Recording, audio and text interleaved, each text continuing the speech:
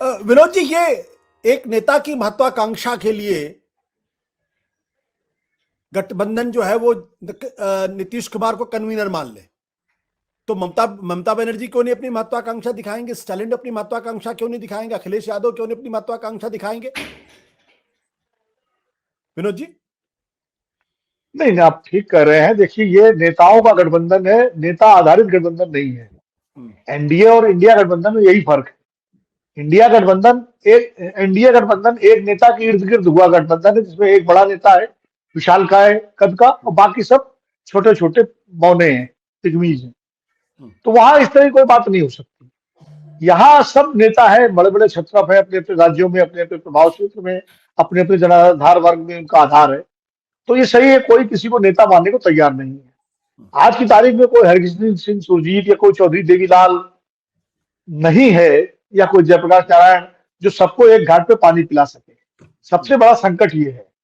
तो अब नीतीश कुमार के अंदर महत्वाकांक्षा है संयोजक बनने की, क्योंकि वो सूत्रधार थे। इस शुरू में उन्होंने मेहनत की, लोगों से बात की, सबको इकट्ठा करने में उनकी भूमिका रही निश्चित रूप से रही। ममता बनर्जी को लगता है कि हम 42 सीटों की नेता हैं, तो हमको क्यों नहीं बनना चाहिए। स्टालिन कहते हैं हम 39 सीटों के स्टेट के नेता हैं, हमको क्यों नहीं बनना चाहिए। ये सारी चीजें हैं। अखिलेश जी 80 सीटों वाले राज्य के नेता हैं। तो सबके अंदर एक, आप इसको कह सकते हैं, अपना अपना दावा है। ऐसे में खाली कांग्रेस पार्टी की बात अगर हो, तो कांग्रेस पार्टी बनाने से करने में कोई दिक्कत नहीं, क्योंकि मेरी भी कई कांग्रेस के नेताओं से बात होती है, उनको दिक्कत नहीं है। लेकिन ममता बनर्जी मान जाए, इसका खबर तो यह भी है कि स्टालिन भी नाराज थे। ये अंग्रेजी और हिंदी वाले सवाल पर जो लाइन ली नीतीश कुमार ने, उसको लेकर स्टालिन जो है असंतुष्ट थे। स्टालिन से नीतीश कुमार की बात भी कराई गई, और नीतीश कुमार जी ने उनसे अंग्रेजी में बात की, और ये भी कहा कि मैंने तो इंजीनियरिंग अंग्रेजी में पढ़ी है, आप इसलिए आप इसको भूल जाइए। ये सब बातें हो चुकी हैं।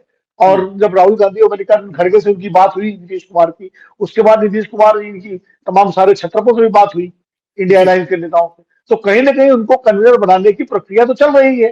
अब उस प्रक्रिया में कितना समय लगेगा सबको मनाने में, राजी करने में, ये भी एक व्यवहारिकता है।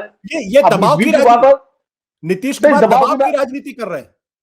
तो कोई पहली बार कर रहे हैं क्या नीतीश कुमार दबाव की राजनीति? वो रुलेश जी बैठे हुए हैं, संतोष जी भी पुराने हैं। हाँ, नीतीश कुमार ने हमेशा दबाव की राजनीति की है, और वो दबाव की राजनीति करके जो उनको चाहिए वो लेते भी रहे हैं, और जब उनका दबाव नहीं चला है तो अपना रास्ता भी चुनते रहे। अब आज की तारीख में वो रास्ता चुनेंगे कि नहीं चुनेंगे, ये कहना मुश्किल है, क्योंकि रास्ता शायद बचा नहीं है। आज की तारीख में एनडीए में अगर वो जाए भी, तो क्या उनको वो मान सम्मान वो सब मिल जाएगा जो पहले था? मुझे तो नहीं लगता मिलेगा। इंडिया में तो फिर भी दबाव कर लेंगे वो। इंडिया गठबंधन में तो दबाव की राजनीति चला लेंगे वो, मल्लिकार्जुन खड़गे को भी झुका लेंगे, राहुल गांधी को भी झुका लेंगे। लेकिन एनडीए में क्या नरेंद्र मोदी को झुका पाएंगे क्या वो? क्या अमित शाह को झुका पाएंगे? तो ये तो वो भी समझ रहा है इस चीज को। दूसरी बात ये है कि आज शाम को ही मैं एक चैनल पर था, केसी त्यागी जी मेरे साथ थे। केसी त्यागी जी के सुर बिल्कुल बदले हुए थे। वो तो एकदम इंडिया गठबंधन की सफलता की कामना कर रहे थे। वो ये भी कह रहे थे राहुल गांधी की यात्रा जो है बहुत सफल हो, हम चाहते हैं, और बिल्कुल उसमें जो है हम सब जितना सहयोग होगा सहयोग देंगे। और उन्होंने ये भी कहा, हाँ, उन्होंने एक राष्ट्रीय उद्घाटन किया कि करीब 425 450 सीटों पर तो गठबंधन हो सकता है, लेकिन कई सीटें ऐसी होंगी जहां गठबंधन नहीं होगा।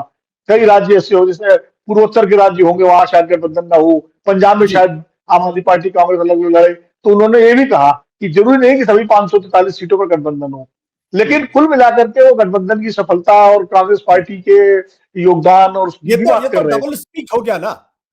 सुबह तो आपने इसका मतलब मल्लिकार्जुन खड़गे और राहुल गांधी के ऊपर हमले कर दिए, और शाम को आप जो है वो डुगडुगी बजाते हुए नजर आ रहे हैं। तो संभव है आशुतोष जी।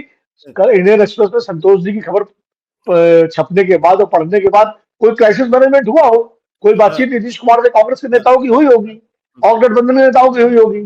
तो उसके बाद त्यागी जी के सुर नरम हो गए, और इसलिए ये दबाव की राजनीति, ये बयान, ये सब चलते रहेंगे इंडिया गठबंधन में।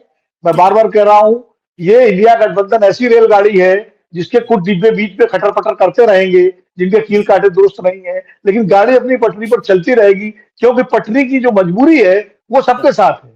ठीक है, वो जो बुनियाद है इस इंडिया गठबंधन की, वो इसको खींचे जाएगी किसी तरह, मेरा तो ये मानना है। और ये बयानबाजियां जब तक, अभी सीट शेयरिंग में भी दबाव की राजनीति होगी, कभी कुछ होगा कभी कुछ होगा। अब अरविंद केजरीवाल ने अपना कैंडिडेट डिक्लेयर कर दिया वहां गुजरात में जाकर के, और वो भी भरूच सीट से, जो अहमद पटेल की सीट है, जहां से अहमद पटेल की बेटी चुनाव लड़ना चाहती है। वहां उन्होंने घोषणा कर दी। तो ये तो गठबंधन की राजनीति में, अब आप याद कीजिए 1989 में उर्मिलेश जी, आपको याद होगा, जी वीपी जी सिंह तो मथुरा की मीटिंग छोड़ के चले गए थे बीजेपी के झंडे देख करके, चुनाव के दौरान, चुनाव के बीच में।